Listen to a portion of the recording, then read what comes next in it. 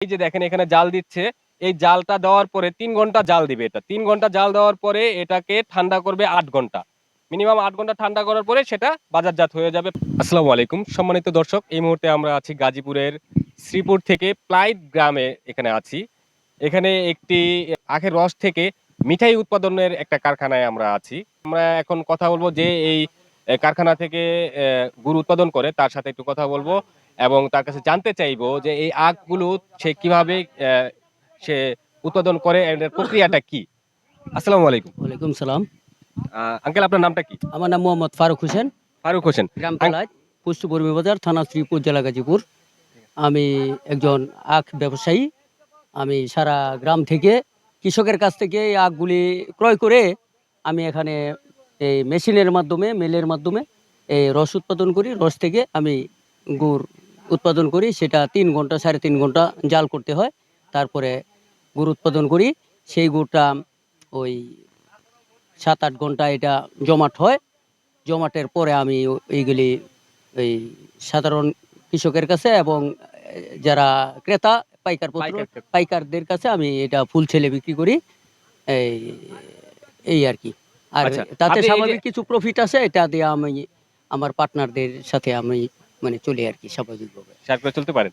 আচ্ছা, আপনি এই যে যেই গুড়টা সেটা আপনি যে তৈরি করেন, জি। এই এই তৈরি করার এই ব্যবসাটা আপনি কতদিন যাবত করতেছেন? আপনি কবে কবে থেকে এটা শুরু করছেন? এটা অনেক দিন যাবত আমি করি।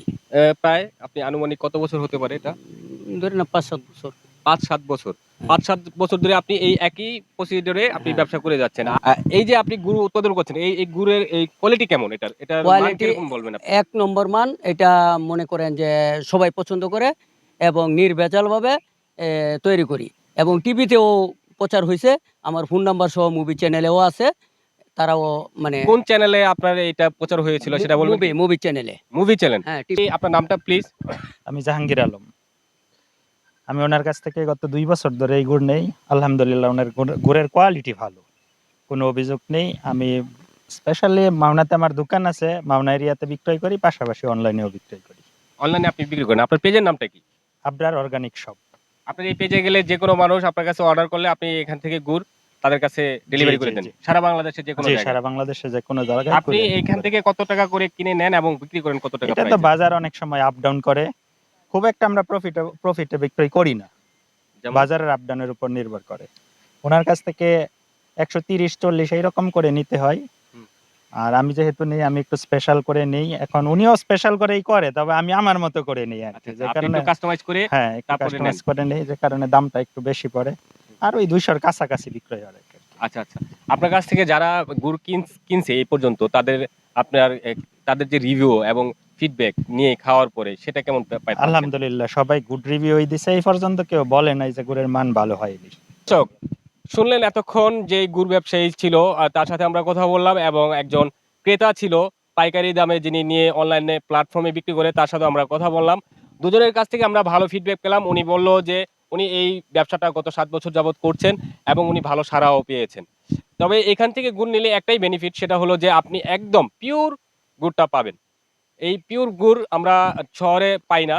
শহরে দেখা যাচ্ছে অনেক কিছু ভেজাল থাকে। এখানে কিন্তু একদম আপনি আখ থেকে রস করে এখানেই এখনো জাল দিচ্ছে। আমরা দেখাচ্ছি আপনাদেরকে।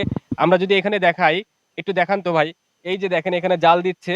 এই জালটা দেওয়ার পরে ৩ ঘন্টা জাল দিবে এটা। ৩ ঘন্টা জাল দেওয়ার পরে এটাকে ঠান্ডা করবে ৮ ঘন্টা। মিনিমাম ৮ ঘন্টা ঠান্ডা করার পরে সেটা বাজারজাত হয়ে যাবে। পাইকারিদের কাছে চলে যাবে এবং পাইকারিরা সেটা আবার করবে কি? একদম ক্রেতা পর্যায়ে নিয়ে যাবে। সেল করে দিবে।